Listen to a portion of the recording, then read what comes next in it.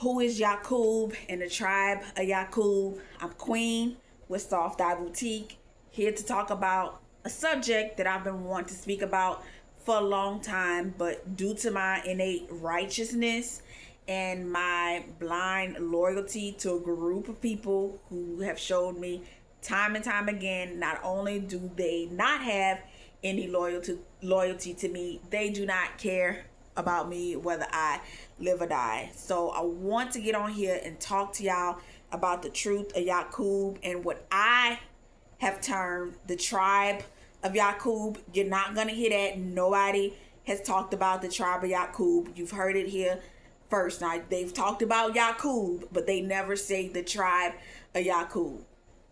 Okay, so if you just do a quick Google search or YouTube search of Yacub, it's going to bring you back to the Nation of Islam. The Nation of Islam, they were the first to teach about what is the concept of Yacub.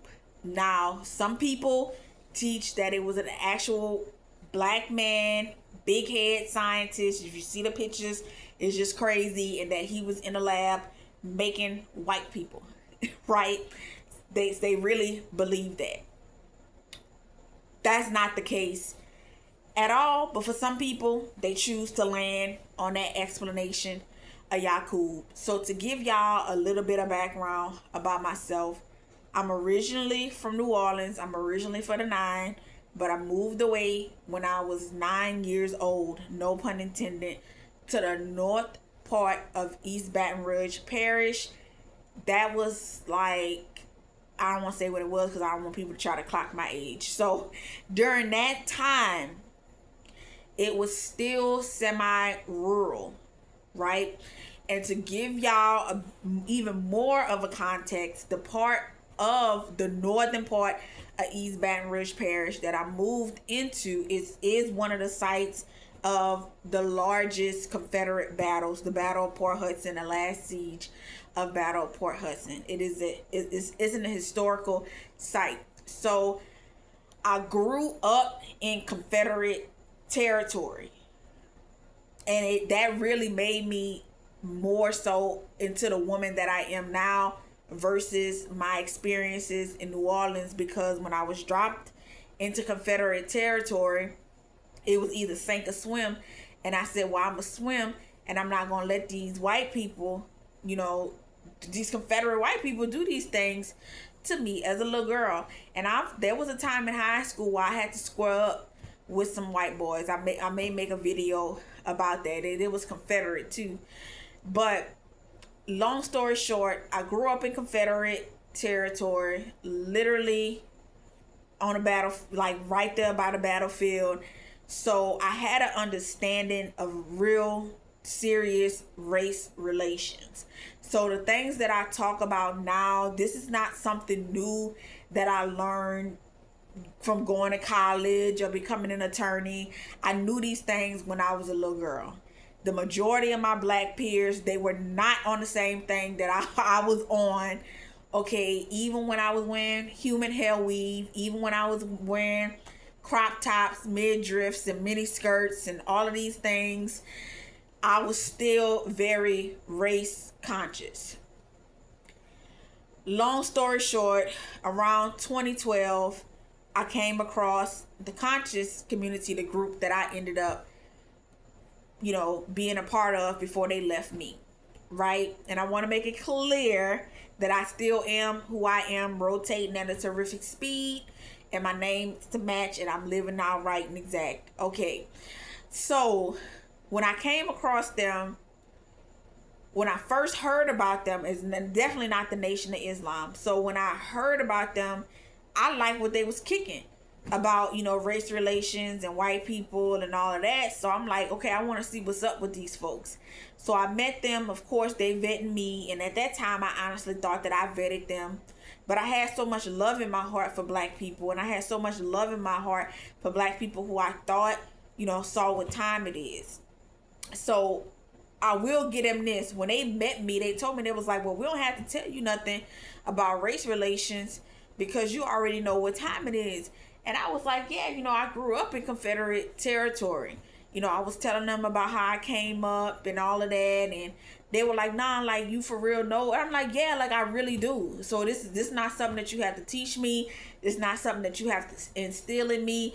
You can say, woo de woo de woo, blase blase, and I'm like, yeah, this is real. This is really how these people get down.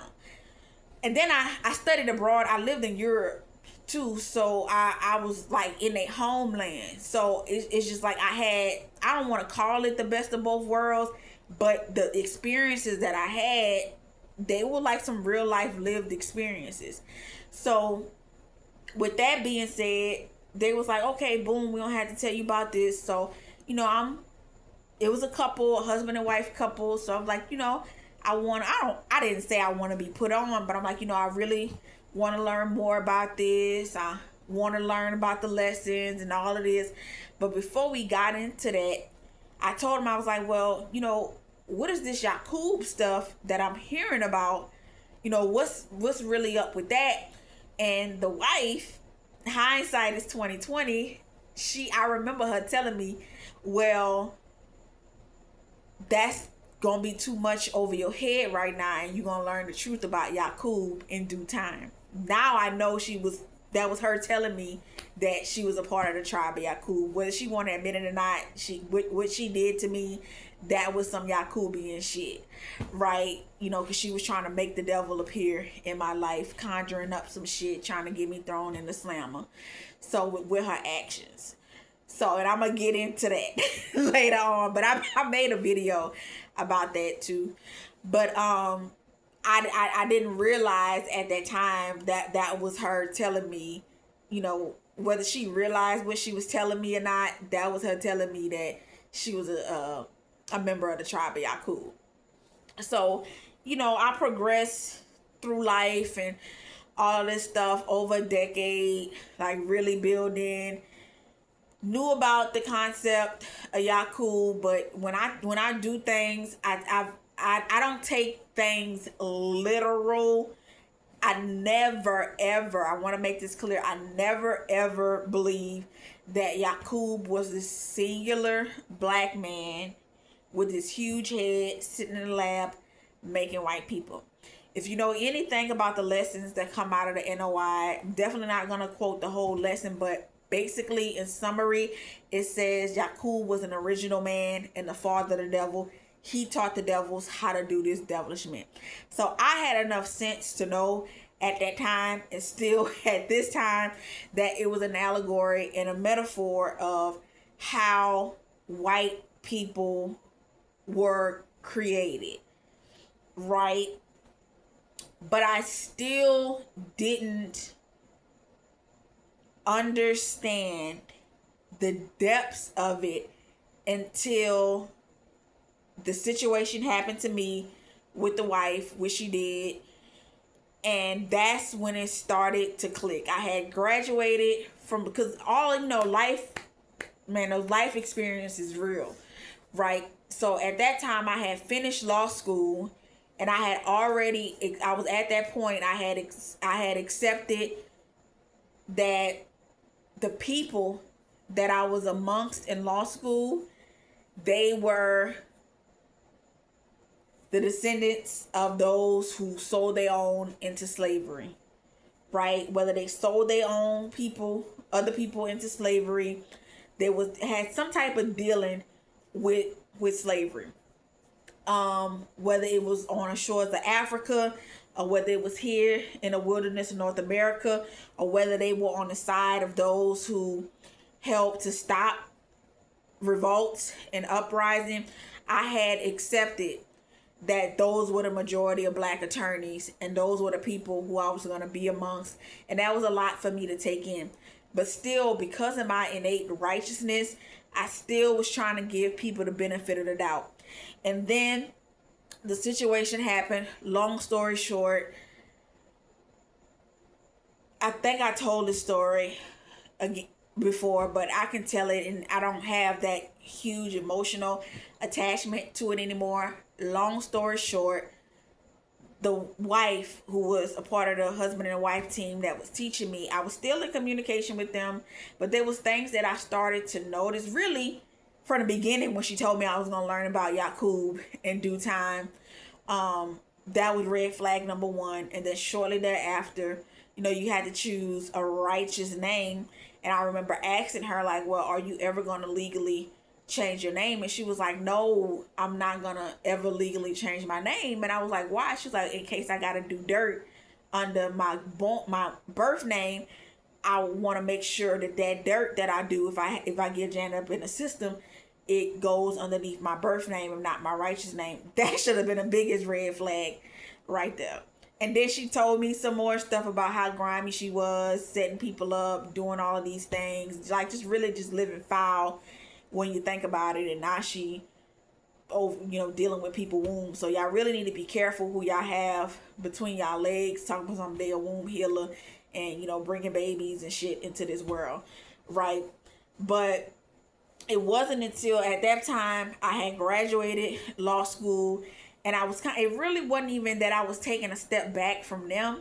The shit was during COVID. So nobody was really, it was just so much going on during COVID, right? So long story short, that's when nobody thought they was going to make it out this bitch. And I had an insurance policy. I was trying to get an increase on the insurance policy. She knew that I wasn't really dealing with the people that I was related to by blood. So I was like, well, let me put her on the insurance. I was going to get an increase on the insurance line, and they denied it. I was distraught and all of that.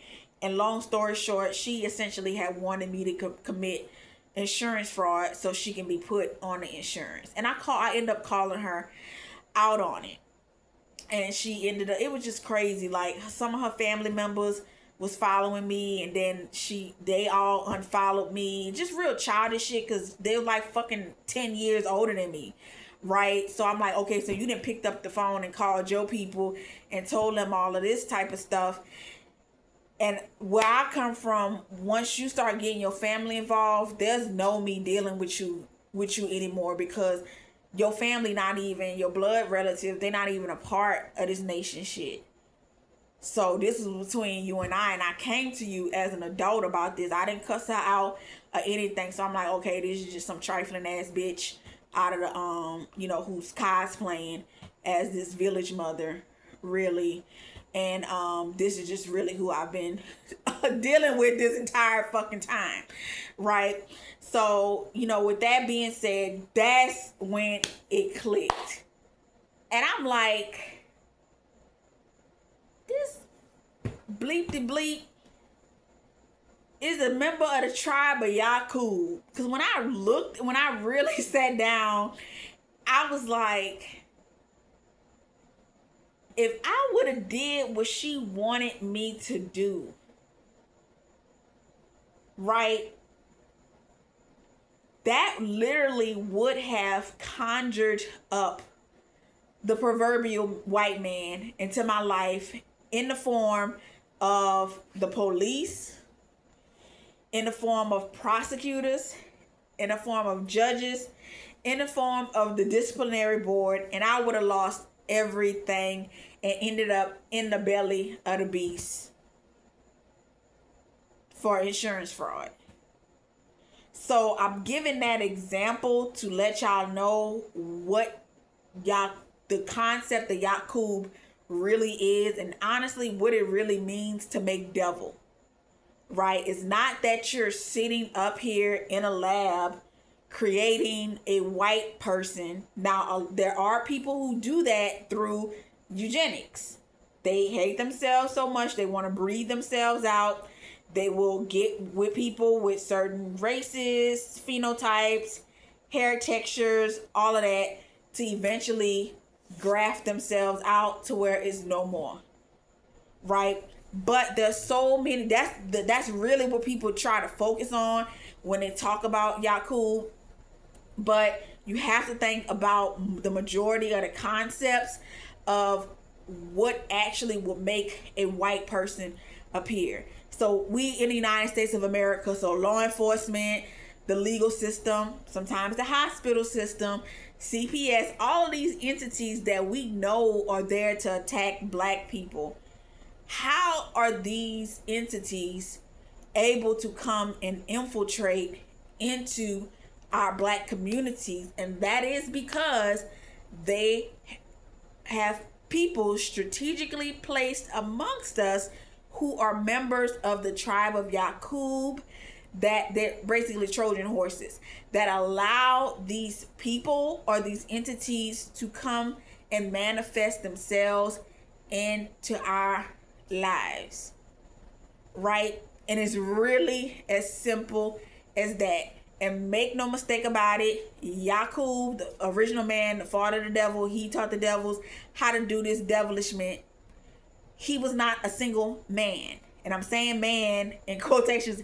Yacub had a wife. Yacub had a family. Yacub is a tribe of black people amongst us who are here to particularly and meticulously and maliciously cause confusion amongst us and create situations to where we're being handed off to these systems and these entities that are ran by so-called white people. You know, you already know if the prison system, it is what it is when it comes to that. You know, you're going inside the belly of the beast and who runs that.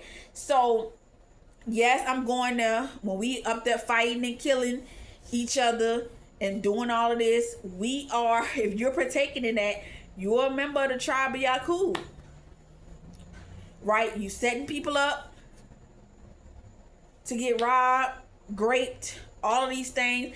Look, all of these, what did you call it, like documentaries and testimonials that y'all watching of all these gangsters and thugs who getting out of jail from doing buku time. Those people, now, if they reformed or not, I really don't know. But those people are the tribe of Yacub, right? And it's really just not even the gangbangers. We have, as far as an attorneys, we have them amongst attorneys as well. You already know, you just helping sending your people up the river onto the plantation, because our jails in our prisons in Louisiana are plantation. You know, even in the healthcare system, these black doctors and nurses, and if you know the lessons, they go into all of that. You know, all of these positions that we have these black people in, who actually, and I've shared this on my page, I grew up with black doctors and nurses. I did not have Caucasian or other than doctors and nurses, and I was horribly mistreated by those black medical doctors and nurses and pharmacists. And I know now that they all were the members of the tribe of Yacub, right? So I really want, if you're willing to accept what I'm saying in this video, really start thinking twice about who you are amongst and who is amongst us with this Yacubian shit that's going on. And really start to think, when you get into situations, start to look at the end. When you're interacting with somebody, where is this encounter with this particular black person going to lead me to? And if it's going to lead you into a situation to where you're getting in trouble with the law, that person is a member of the tribe of Yacub, because they making the devil appear in your life. It's a form of conjuring, really, if you really want to take it there. Even with relationships, right? Just the black man and the black woman constantly going after each other, you know. Man, I can go on and on and on. I found out some members in my bloodline, women, and I've talked about this, they were unfortunately members of the tribe of Yacub, and it resulted in situations, modern day experiences and situations where, because way back in the 1890s, in the early 1900s, the shit that they was doing back then, they was making the devil back then, it resulted in a situation. Here we is in the 2020s, and even before then, in the early 2000s, the state was able to come in, the parish was able to come in, the city was able to come in and take their property. right? Because of some shit that they did in the late 1800s, in the early 1900s. So just really be careful and mindful about it. A lot of people make devil. A lot of people out here making the devil appear. Sometimes people are making it appear in their own life. So just be mindful when you're dealing with black people. And when I'm being very clear about like what I'm saying, and I really need y'all to understand what I'm saying. Some people call it a generational curse, generational trauma, but it's a form of conjuring. And even if you want to take it scientific, it is what it is. But they're making literally making the devil appear. Some shit that they did in the 1890s, and that goes you doing all this polygyny, domestic violence, child abuse, great sexual deviancy, lying, cheating, backbiting. I hate to bring it to the biblical stuff, but all of these things is going to make the devil appear within your bloodline. So, just stay close to righteousness, love yourself, love your family, man. Just really be mindful about it, because the Tribe of Yacub, they out here, and they out here, y'all. So I need to go to sleep because it is 11:43 and your girl is tired. So it's Queen with Soft Eye Boutique.